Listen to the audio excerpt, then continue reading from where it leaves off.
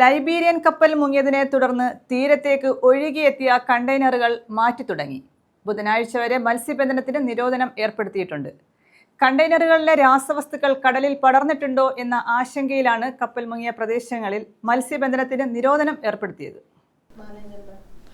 കേരള തീരത്ത് കടലിൽ മുങ്ങിയ MSC എൽസ 3 ചരക്ക് കപ്പലിൽ നിന്നും കടലിൽ വീണ കണ്ടെയ്നറുകൾ തീരത്തു നിന്നും നീക്കി തുടങ്ങി. കൊല്ലം ജില്ലയിൽ അടിഞ്ഞ 34 കണ്ടെയ്നറുകളും ചൊവ്വാഴ്ച രാവിലെ മുതലാണ് നീക്കാൻ ആരംഭിച്ചത്. കൊല്ലം തീരത്തെത്തിയ 3 കണ്ടെയ്നറുകൾ പരസ്പരം ബന്ധിച്ച നിലയിലായിരുന്നു. ശീതീകരണ സംവിധാനമുള്ള കണ്ടെയ്നറുകളും കൂട്ടത്തിലുണ്ട്. കപ്പലിലെ ജീവൻ രക്ഷാ ബോട്ടിൽ ഒരെണ്ണവും ശക്തികുളങ്ങരയിൽ അടിഞ്ഞു. മൺസൂണിന്റെ സമുദ്രജല പ്രവാഹം തെക്കോട്ടായതിനാലാണ് കണ്ടെയ്നറുകൾ കൊല്ലം, ആലപ്പുഴ, തിരുവനന്തപുരം തീരങ്ങളിലേക്ക് എത്തിയത്.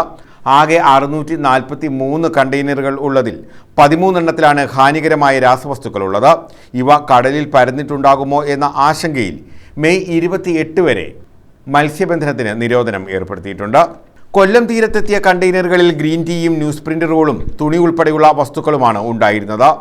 ശക്തികുളങ്ങര സെന്റ് ജോൺ ഡിബ്രിട്ടോ ദേവാലയത്തിന്റെ പിന്നിലെ തീരത്തടിഞ്ഞ ചുവപ്പ് നിറമുള്ള കണ്ടെയ്നറിൽ തേയില പാക്കറ്റുകളായിരുന്നു. വളവിൽത്തോപ്പ് പള്ളിക്ക് സമീപത്തെ ബീച്ചിലെത്തിയ കണ്ടെയ്നറുകൾക്കുള്ളിൽ പ്ലാസ്റ്റിക് ഷീറ്റുകളിൽ പൊതിഞ്ഞ ഉൽപ്പന്നങ്ങളായിരുന്നു ഉണ്ടായിരുന്നത്. ഇവ എന്താണെന്ന് തിരിച്ചറിഞ്ഞിട്ടില്ല. കണ്ടെയ്നറുകളിൽ നിന്ന് പുറത്തുവന്ന തെർമോകോൾ ശക്തികുളങ്ങര തീരത്ത് വൻതോതിൽ അടിഞ്ഞിട്ടുണ്ട്. ഈ മാലിന്യങ്ങൾ നീക്കാനുള്ള പ്രവർത്തനങ്ങളും ആരംഭിച്ചു.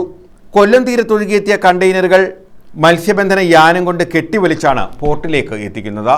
കണ്ടെയ്നറുകൾ നീക്കം ചെയ്യുന്ന വലിയ ക്രെയിനുകൾക്ക് എത്തിച്ചേരാൻ കഴിയാത്ത പ്രദേശങ്ങളിലാണ് കണ്ടെയ്നറുകൾ അടിഞ്ഞിട്ടുള്ളത്. അതുകൊണ്ടാണ് യാനങ്ങൾ ഉപയോഗിച്ച് കെട്ടിവലിച്ച് കൊല്ലം തീരത്തേക്ക് അടുപ്പിക്കുന്നത്. തുടർന്ന് എക്സൈസ് ഇത് സംബന്ധിച്ച് നടപടികൾ സ്വീകരിക്കും. News bureau, Chavara.